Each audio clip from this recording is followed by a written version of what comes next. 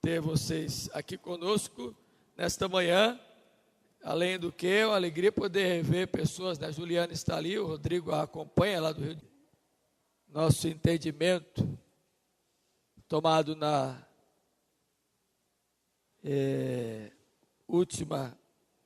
último domingo, quando dissemos que estamos iniciando o segundo semestre. E no domingo passado, nós, pela manhã, usamos o texto lá de Timóteo, de Paulo, escrevendo a sua carta, e falamos sobre o ânimo renovado. Até porque parece que é comum, em muitos casos, e em algumas pessoas, ao chegarem à metade da carreira, por algum motivo, desanimarem, ou acharem que não vão conseguir.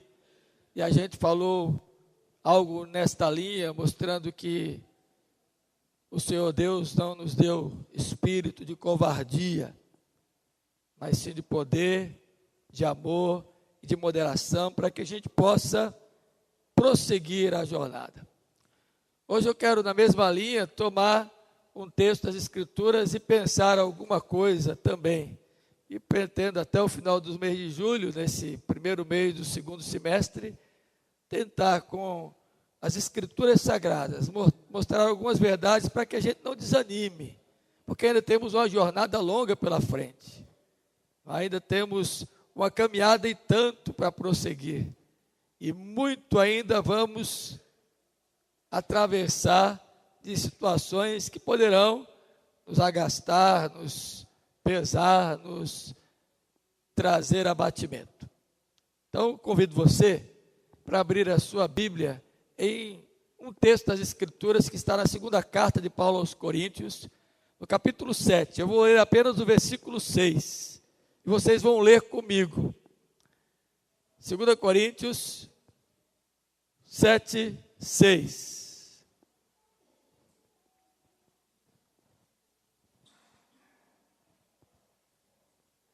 Segunda carta de Paulo aos Coríntios, capítulo 7, versículo 6. Vamos ler juntos então? Porém, Deus que conforta os abatidos, nos consolou com a chegada de Tito. Amém. Esta semana, nós tivemos momentos difíceis, podemos até dizer duros, como o povo de Deus, como a igreja do Senhor Jesus. E especialmente, eu estive num abatimento grande, fiquei quase um dia todo como se tivesse levado uma surra, por causa do dia anterior. Eu vou entrar em detalhes. E a gente sente muito, inclusive o medo, o pavor, se avizinha de maneira quase que inesperada, e somos visitados por esse lado de fragilidade, de abatimento. E é interessante a gente falar isso, porque na terça-feira eu usei esse mesmo texto aqui, sem saber o que estava por vir.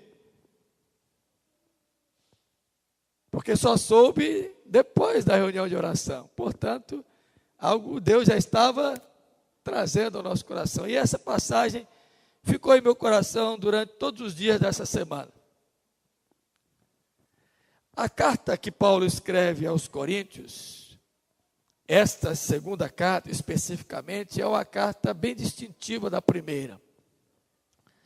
Se a primeira carta ela é exortativa, repreensiva, por causa das notícias que ele recebe da casa de Cloé, do que estava acontecendo com a igreja de Corinto, e alguns problemas de ordem moral, alguns problemas de ordem social, alguns problemas de ordem doutrinária, alguns problemas de ordem litúrgica, cultica, alguns problemas de ordem de liderança, alguns problemas de interpretação quanto aos dons, quanto à ressurreição do corpo. E Paulo escreve a primeira carta para tentar corrigir alguns desvios. A segunda carta é uma carta de confrontação, é uma carta de afirmação da sua autoridade, mostrando por que ele escreveu a primeira carta. E o propósito básico da segunda carta aos Coríntios é mostrar àqueles irmãos que eles estavam recebendo uma chamada de atenção de alguém que tinha autoridade apostólica e que deveriam compreender aquela exortação. E que Paulo não estava tomando nenhuma posição de alguém que só tinha autoridade porque fazia por cartas e estava distante. Até porque diz que toda ausência é atrevida, né? E todo mundo longe tem coragem. E Paulo está dizendo, não é por isso, eu estou escrevendo a vocês a primeira carta, eu os repreendi por causa da autoridade que me foi dada por Deus. E agora, essa segunda carta, eu quero dizer para vocês que a minha autoridade, ela permanece. Para mostrar que nós não somos nenhum super-herói da fé, como eu disse domingo, eu enfrento também problemas e dificuldades. E Paulo estava vivendo um momento difícil, então, o capítulo número 7, começa no versículo 5, nesse contexto que lemos, dizendo que quando Paulo chega a Macedônia, depois daquela convocação, que aquele varão aparece a ele, passa a Macedônia e ajuda-nos, ele estava enfrentando momentos difíceis na sua jornada. E o alívio chegou a ele por conta da presença de Tito, que volta e se encontra com o apóstolo, diz o versículo número 6. Agora, olhe só o versículo 5, como é que Paulo diz: em tudo fomos atribulados, lutas por fora, temores por dentro. Aí eu pergunto aqui nesta manhã, alguém já teve algum enfrentamento, alguma luta com aquilo que é externo, com aquilo que está do lado de fora? Aparentemente, acredito que todos já tiveram. E talvez tenha sido até mais fácil esse embate. E a solução talvez tenha sido mais fácil encontrar. Agora, já pensou em temores por dentro? Em medos internos? Naquilo que aflige, que agasta? E que por mais que você tente expor e partilhar com alguém, você não tem forças. E são muitas vezes esses temores que nos derrubam. São esses medos que nos lançam a uma sensação de impotência tremenda. Paulo está dizendo, lutas que foram externas, por fora muita luta. Abra aí, por favor, capítulo 9 de 2 Coríntios, vamos ver algumas coisas.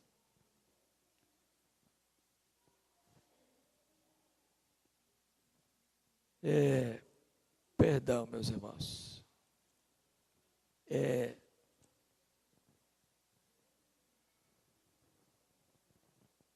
Aqui mesmo. Olha só como é que Paulo está falando aos crentes e no que ele tem passado, no que ele tem vivido. Nos versículos de número 10 em diante, ele diz assim: ora, aquele que dá semente ao que semeia, e pão para o alimento, também suprirá e aumentará a vossa sementeira e multiplicará os frutos da vossa justiça, enriquecendo-vos em tudo para toda generosidade, a qual que por nosso intermédio sejam tributadas graças a Deus. Porque o serviço dessa assistência não só supra a necessidade dos santos, mas também fecunda em muitas graças, visto como na prova dessa ministração glorificam a Deus pela obediência da vossa confissão quanto ao Evangelho de Cristo e pela liberalidade com que contribuís para eles e para todos, enquanto oram eles a vosso favor com grande afeto, em virtude da superabundante graça de Deus que há em vós. Graças a Deus pelo seu dom inefável. Paulo está falando aqui da contribuição e da oferta que foi enviado pelos crentes pobres da Macedônia, aqueles pelos quais aquele varão apareceu pedindo que ele passasse e atravessasse para ajudá-los. As dificuldades que enfrentavam, lutas externas. O apóstolo Paulo discorre de maneira muito clara sobre esses problemas que muitas vezes são muito comuns na nossa jornada, na nossa caminhada, e que nos afetam, trazem dificuldades para a nossa lide. E lutas como estas Paulo enfrentou, como também lutas de perseguição, lutas externas, com pessoas que o perseguiam, com pessoas que o maltratavam, com pessoas que lhe traziam problemas os mais sérios possíveis. Ao ponto de, no capítulo 10 mesmo aqui, o apóstolo Paulo falar destas lutas, do versículo 13 a 18, de como ele estava sofrendo. Mas o maior problema de Paulo não eram essas lutas externas, eram os temores internos, era o abatimento da alma. E, queridos, quando este tipo de situação nos toma, certamente nós nos sentimos como que totalmente aniquilados. A palavra que aparece aí para abatido é a palavra para rebaixado. É a palavra para alguém que foi tomado por uma tristeza tão profunda que o lançou ao esgotamento, ao chão. Isto é abatimento. E aí a gente começa a pensar, como é que pode um homem tão vencedor, um homem tão usado por Deus, um homem que enfrentou tamanhas lutas externas, se sentir agora abatido? E aqui vem para mim, para você, algumas lições que eu queria deixar nesta manhã. Primeira delas, repetindo aquilo que eu disse na semana passada, nós não somos invencíveis. Não somos super-heróis da fé. Dias haverão na nossa jornada que seremos fustigados. Temores tomarão o nosso coração em alguns momentos. O próprio Jesus, naquele dia fatídico em que foi traído, quando se retira para orar e vai ao Getsêmani e ergue a sua voz ao Pai, num misto de compreensão do seu dever, da sua missão e a sua natureza humana falando alto, com medo, com pavor, ele grita em sua alma e ora a Deus, chora, e diz o texto lá que ele chega a transpirar sangue pelo pavor da morte. Diz: Senhor, se possível, passa de mim este cálice. Contudo, não seja a minha vontade feita, e sim a tua. O senso de missão de Jesus. Mas ele passou por momentos de abatimento. O apóstolo Paulo está mostrando aqui com esse texto que todos nós estamos sujeitos a essas baixas. Em algum momento da nossa vida, e muito mais pelos temores internos, pelos pavores e medos da alma, do que por aquilo que é externo. presbítero Marcos orou nesta manhã. E não sei se você percebeu na oração dele, quando intercedia pelos missionários. E ele disse assim: quantas vezes pensamos em desistir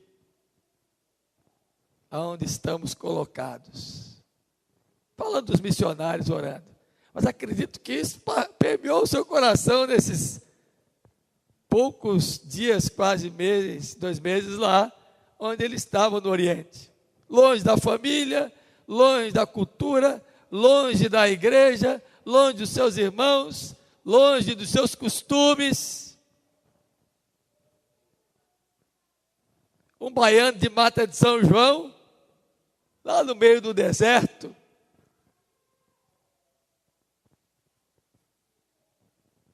Quantos temores, quantos abatimentos. Ninguém está livre de momentos assim. Mas o texto nos ensina também outras verdades interessantes. Olha aí. Primeira verdade é que nós não estamos livres. Segunda, entenda que há aí, no versículo 6, um porém. Observe aí que o texto, eu sempre digo, todas as vezes que tiver um portanto, um mas, um contudo, um porém na Bíblia, você grifa porque vê alguma coisa extraordinária por detrás. Ele está dizendo lutas externas, temores internos, lutas por fora, temores por dentro. Porém, Deus que conforta os abatidos. Segunda lição: existe um Deus que é o conforto para cada um nas horas mais duras da nossa existência. No abatimento, Deus estará com você. No abatimento, Ele estará ao teu lado.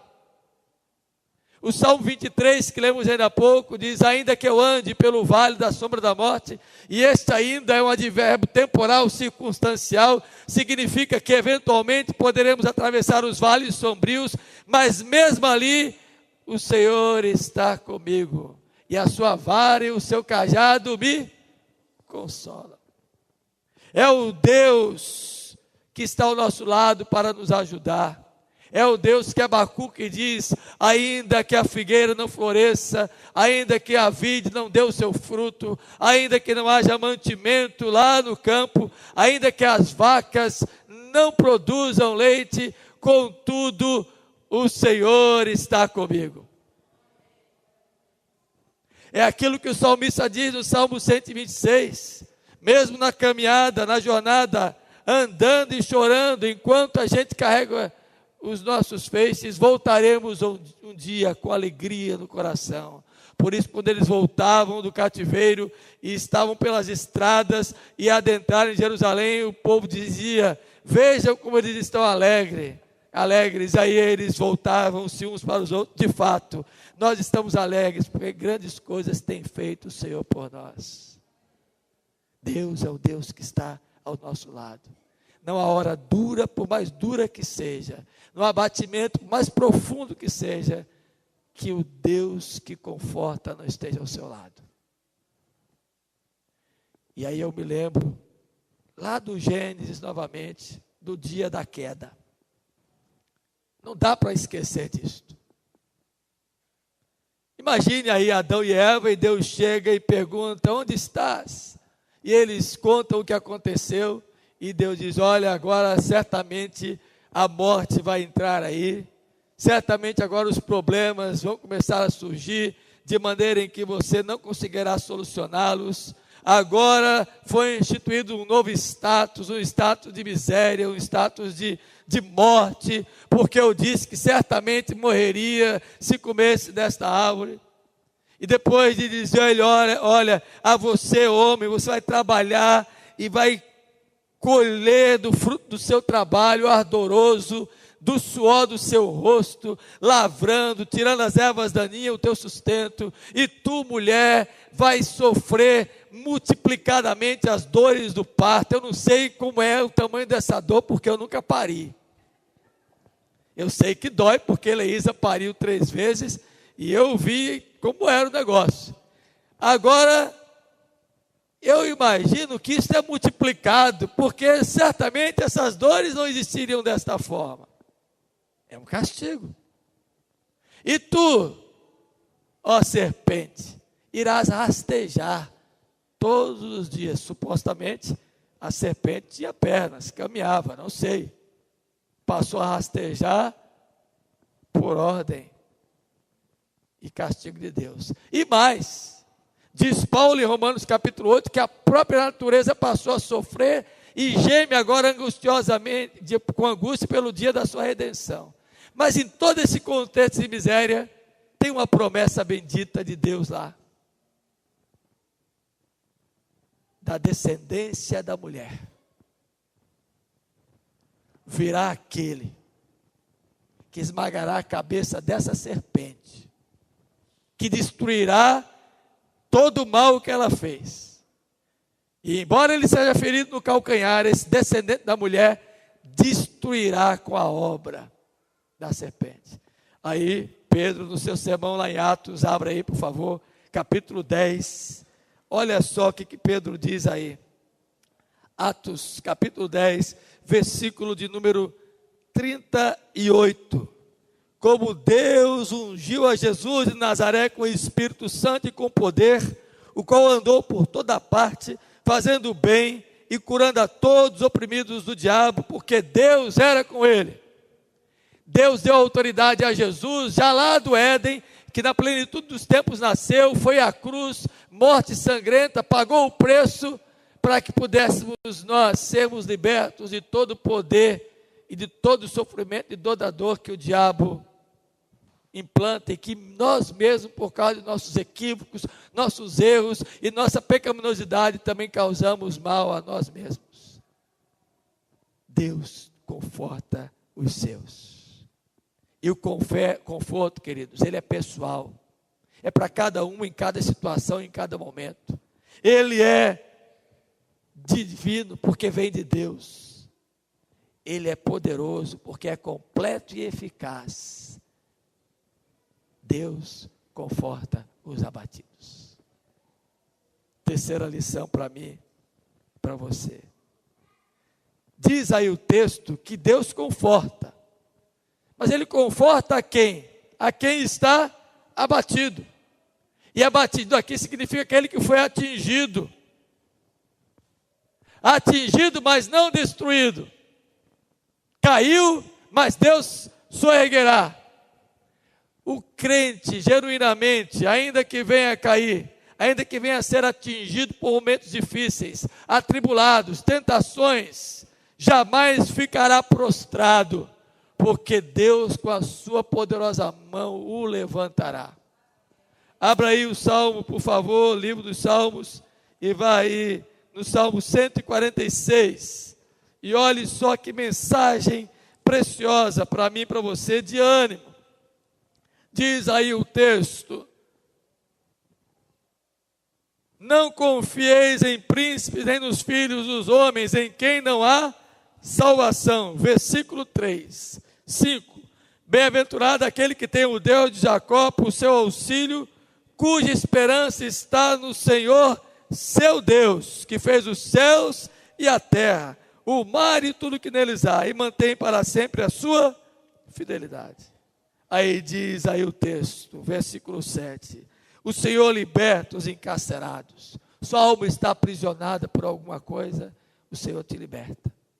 E a palavra que aparece aqui para Senhor remete-se a Jesus, o libertador, o salvador. O Senhor que abre os olhos aos cegos. Você não tem conseguido enxergar a solução, não tem vislumbrado a luz no fim do túnel, está com a visão turva, não consegue contemplar um momento nesta hora de abatimento. O Senhor vai abrir os teus olhos, vai chegar ao teu lado, vai fazer como Elias, que se recolheu à caverna com medo de Acabe, de Jezabel, depois de ter destruído mais de 400 profetas de Baal, se esconde amedrontado ali no abatimento da sua alma. E Tiago diz que nós somos iguais a Elias, temos os mesmos sentimentos. Deus o visitou e disse: come, bebe, levanta-te, anda, a jornada é longa. É o Deus que levanta, diz o versículo 8, os abatidos. Quem está prostrado, Deus vai soerguer. O Senhor ama o justo, guarda o peregrino, ampara o órfão e a viúva. O Senhor reina para sempre, de geração em geração. Aleluia. Deus é o Deus que conforta, que levanta os abatidos. Não desanime. Tem tempo ainda para você experimentar a gloriosa intervenção de Deus na sua vida. A jornada ainda tem muito a ser trilhada, muitas coisas Deus vai fazer. Creia nisso. E por fim, o texto nos ensina outra lição, que às vezes nós não percebemos. É que Deus nos conforta por meio de outras pessoas. Olha o versículo, o que diz aí? Nos consolou com a chegada de Tito. Achei tão bonito o que a irmã Itamara disse aqui no início da escola dominical. Quem chegou depois não ouviu. Por isso eu vou repetir. Falando de amigo, porque foi o dia do amigo ontem. E ela se remeteu a Jesus, o melhor amigo. Depois ela disse assim, que os verdadeiros amigos estão aqui, entre nós.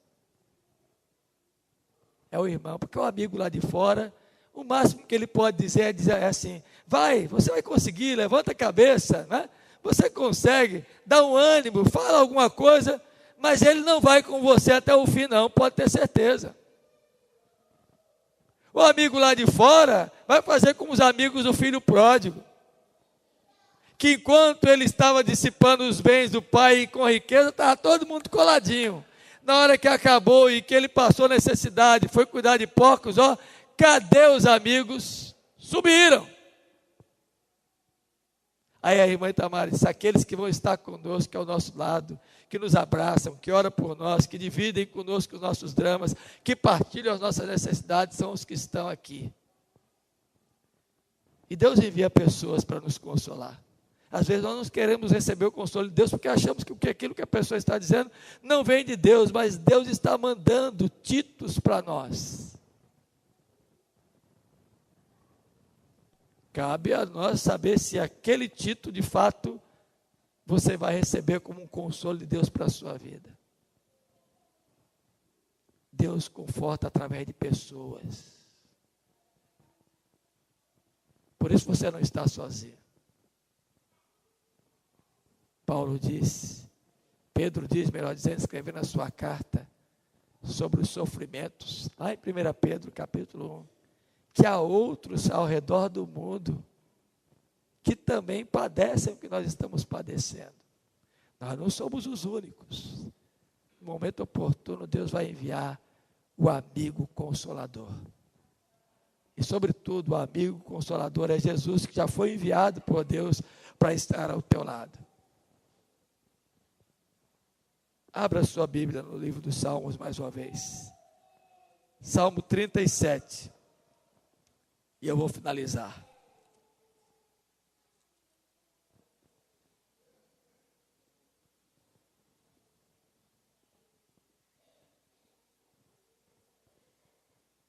Versículo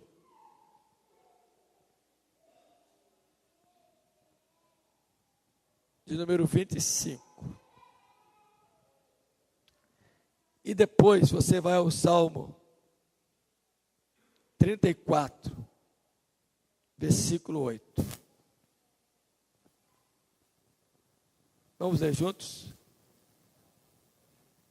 37, 25. Fui moço,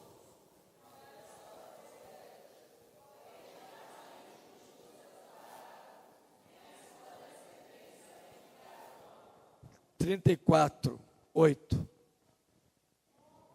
Pode ler.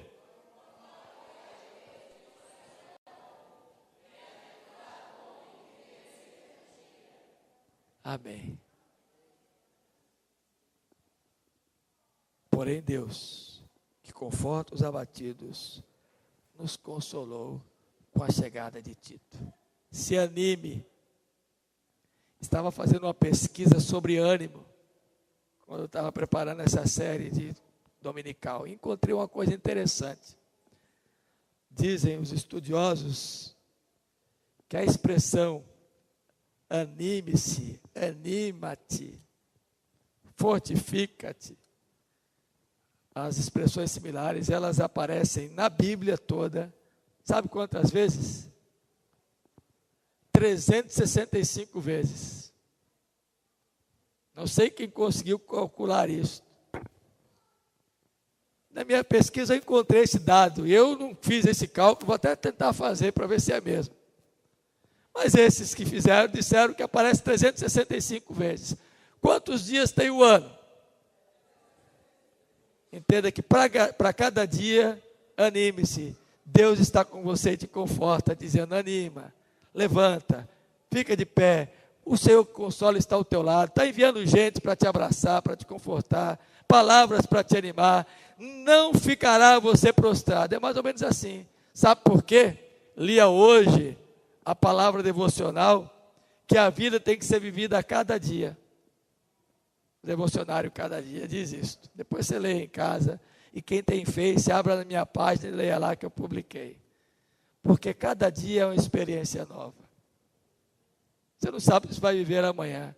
Então, no dia de hoje, você tem que experimentar de Deus.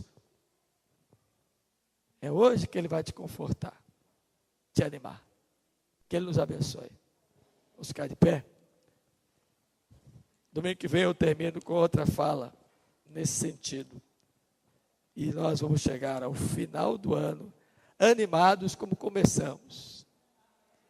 Não é só no acampamento que a gente chega todo cheio de alegria, né? Durante todos os dias da vida cristã, apesar dos embates. Vamos finalizar com a ministração da ceia, vamos cantar um cântico enquanto os presbíteros vêm à mesa.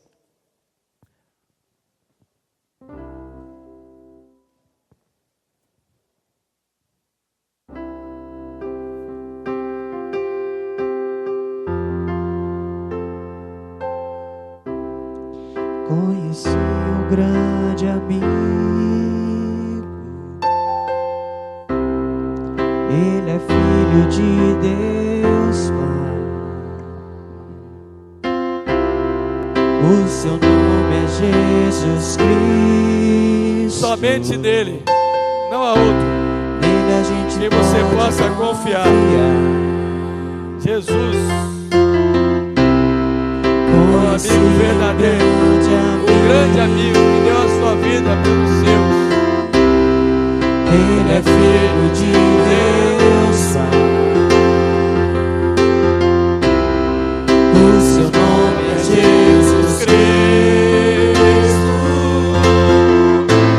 Nele a gente pode confiar. Jesus, Jesus. Nele a gente pode confiar. Jesus, Jesus.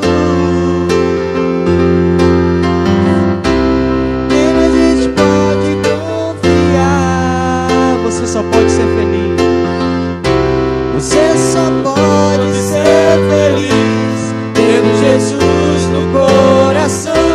Você só pode ser feliz tendo Jesus no coração. Você só pode ser feliz tendo Jesus no coração. Você só pode ser feliz tendo Jesus no coração. Amém. Ele é o verdadeiro amigo que nos consola, está ao nosso lado. Abra sua Bíblia em 1 Coríntios 11. Texto instrutivo quanto à celebração da ceia que comumente nós lemos repetitivamente aqui a cada celebração. Instrução para a igreja em todo o tempo. A partir do verso 23. Porque eu recebi do Senhor o que também vos entreguei.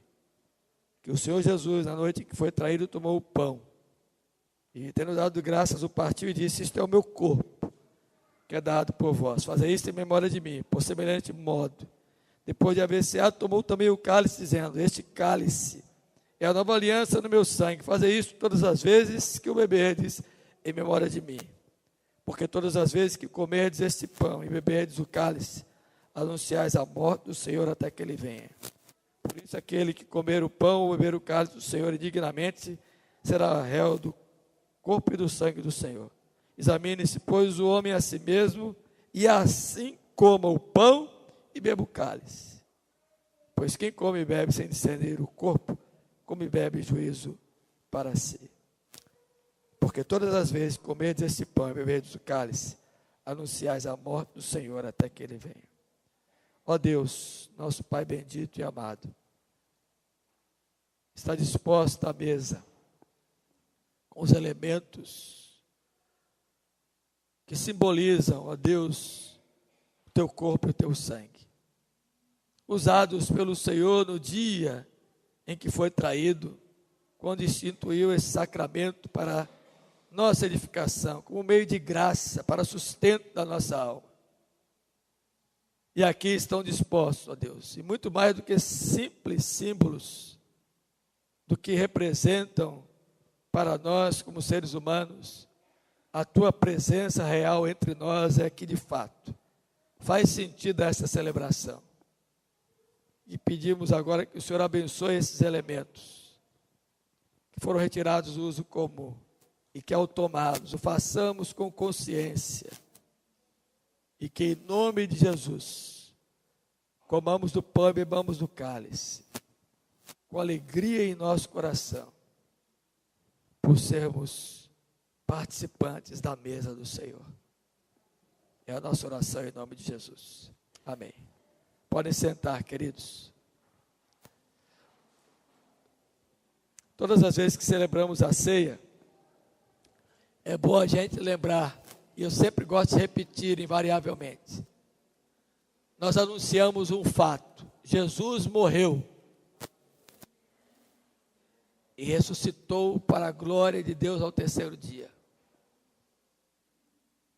Nós nos lembramos de uma pessoa, Ele mesmo, o nosso Salvador. É em memória dele que comemos do pão e bebemos do cálice, para que não fatiquemos em nossa jornada, como diz Hebreus 12, considerando atentamente tudo que Ele fez por nós.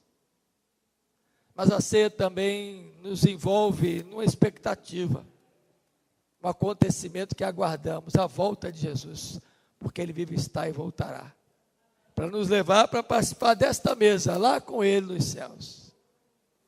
Então, quando você comer do pão e beber do cálice, tenha isso em mente: o fato, a pessoa e o acontecimento. Certamente você vai comer e beber deste cálice, muito mais do que mais uma celebração, será ânimo para a sua vida. E a Bíblia nos diz que na noite que foi traído, após haver orado como fizemos, Jesus tomou do pão e, o tendo partido, disse: isto é o meu corpo, que é oferecido por amor de vós. Fazei isso em memória de mim, todas as vezes que dele comerdes.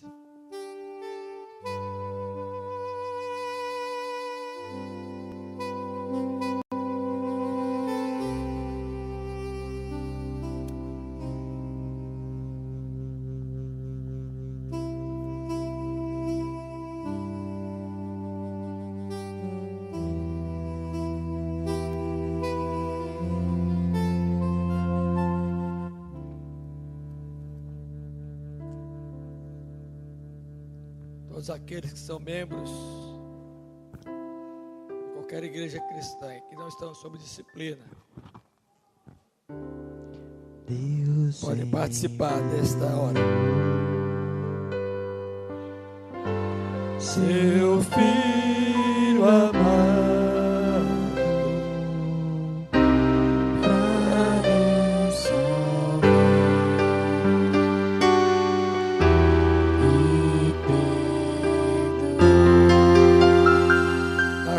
sofreu, morreu por meus pecados, mas ressurgiu e vive está.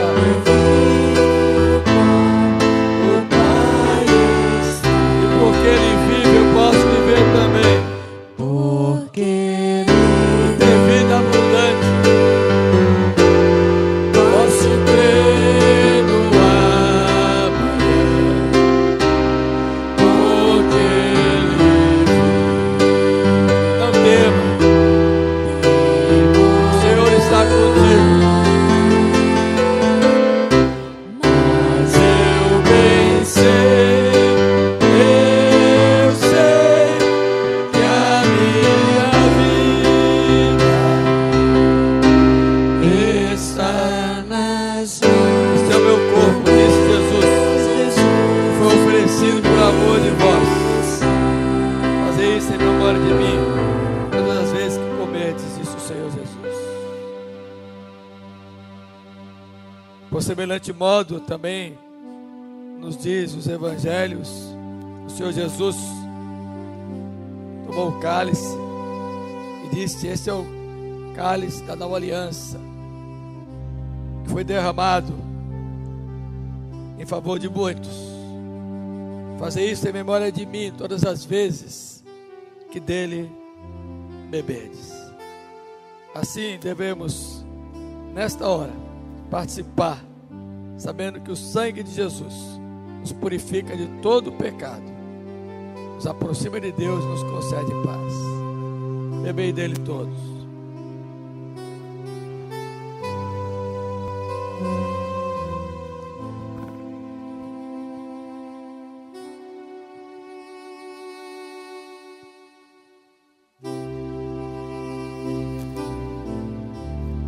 E quando enfim Quando chegar a hora, chegar a quando a morte diante de nós se apresentar,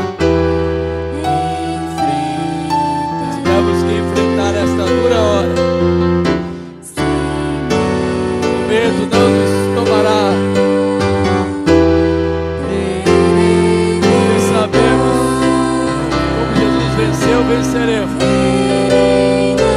também a morte e abriremos os olhos na glória.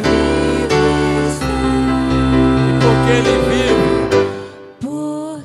eu posso crer no amanhã será sempre melhor. O amanhã chega, a noite é escura, mas o dia vem. Não tema, não fique abatido.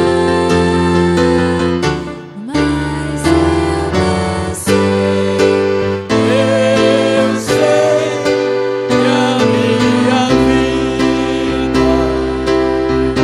vida está nas mãos do meu Jesus, que vivo está. Porque Ele vive, posso crer no amanhã, porque Ele vive.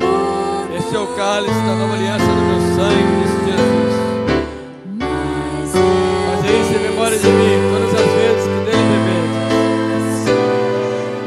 Que a minha vida está nas mãos do meu Jesus, que vivo está.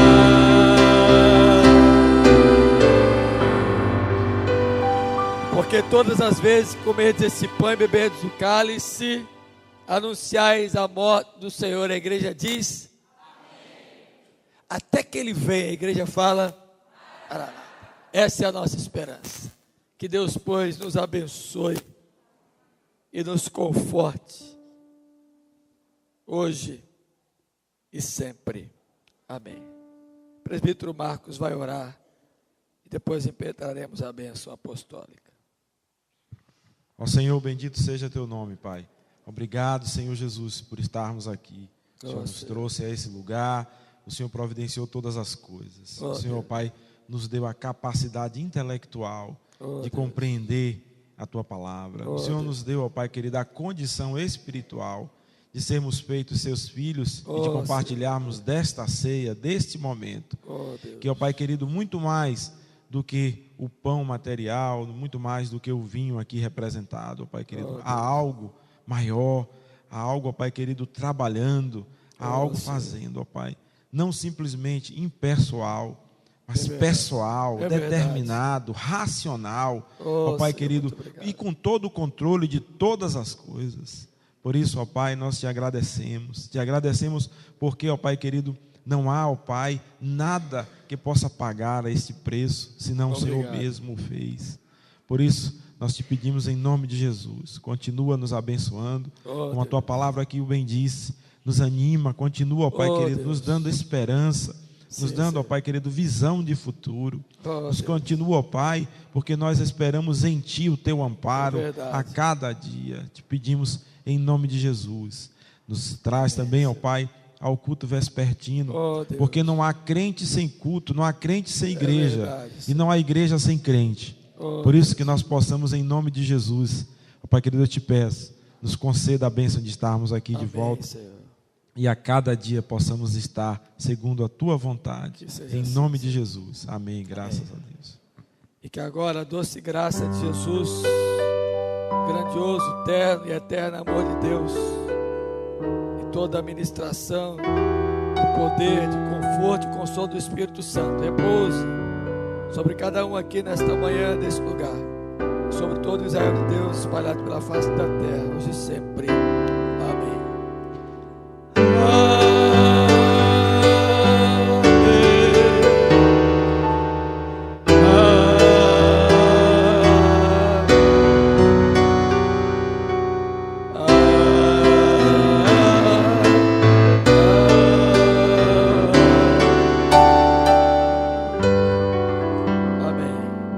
Podem sentar, queridos, enquanto chegamos à porta, e até logo mais às 18h30, no culto.